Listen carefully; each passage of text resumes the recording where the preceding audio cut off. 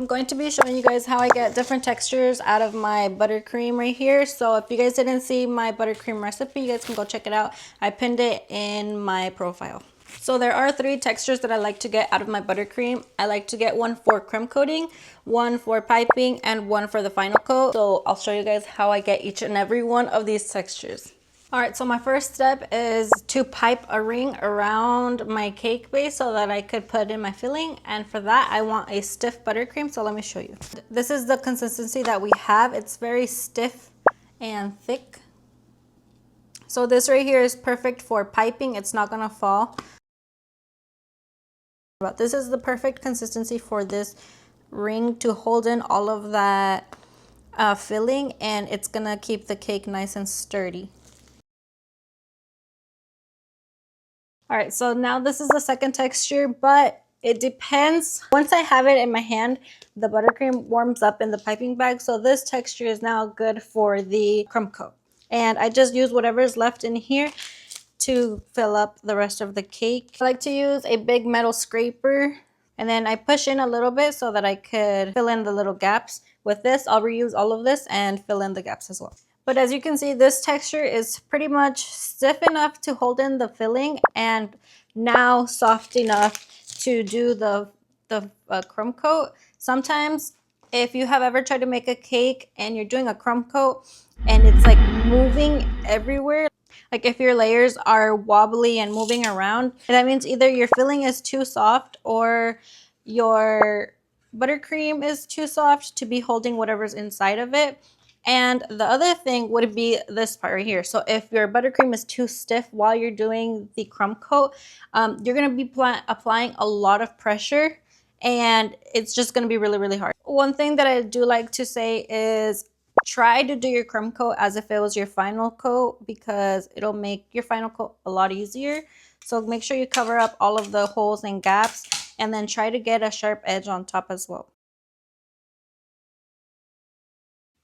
Okay, so now we're going to get 2 more textures. This one is going to be blue for the piping on the cake, and this one we're going to keep it white for the final coat of the cake. This one will be warmed up so that I can get that good texture that I'm looking for, and I want it to be soft and a little bit runny but not melted. And for the blue piping, this consistency is pretty good because we want it to be nice and thick for the piping bag. We don't want it to be running out of the piping bag. So this is the color blue, and I am going to use the immersion blender to get a brighter color. Let me just show you guys the difference of mixing in a color by hand. This is a gel food coloring versus mixing it with an emulsion blender.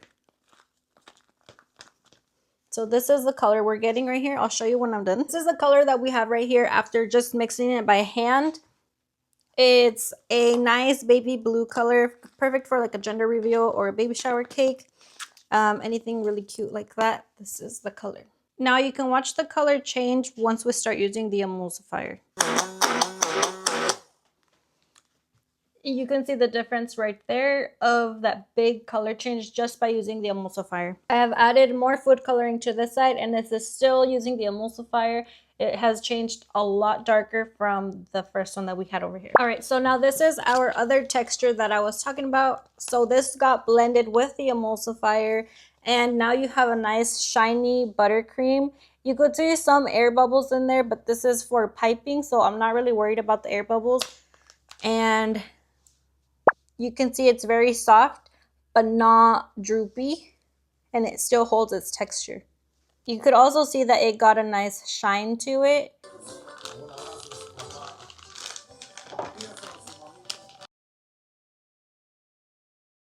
All right, to start warming up your buttercream, I like to do about a quarter of whatever size and amount you have of buttercream. So not that much, and we're also not going to add it in all at the same time. We'll do it slowly just to make sure we don't over warm it too much. We now have a warmed up buttercream right here, and you can see it's very soft and liquidy.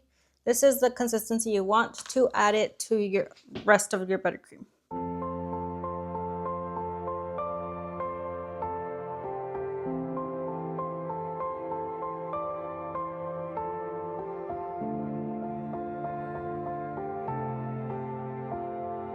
Okay, so now there was a squirrel. Now you can see the big difference in just with that little bit of a warm up, but I am going to do it one more time just so that it could be a little bit more runny.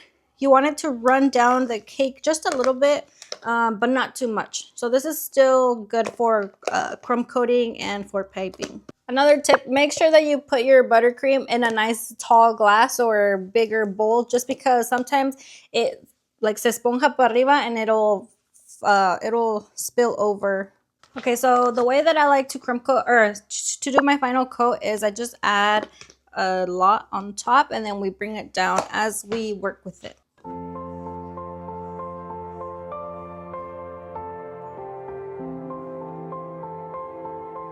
So you see how easy it is to work it around and move it down to the bottom without pressing too much onto the cake. That's kind of what you want. You don't want to be using a lot of force on your cake so that you don't move the layers around. If you do freeze your cake while it's crumb coated or between steps, you might want to work fast right here because it'll stiffen up pretty fast.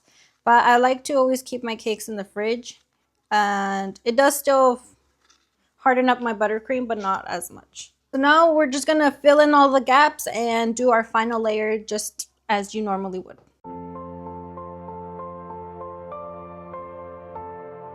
One thing that I like to do when I'm doing my final coat is I warm up the metal scraper with hot water, and then I do my last little cleanup right here on the final coat. All right, now we are going to go back to our blue buttercream, and it did sit out for a little bit. It was still room temperature and everything, so it still should be perfect for piping. And let's go ahead and do the bottom.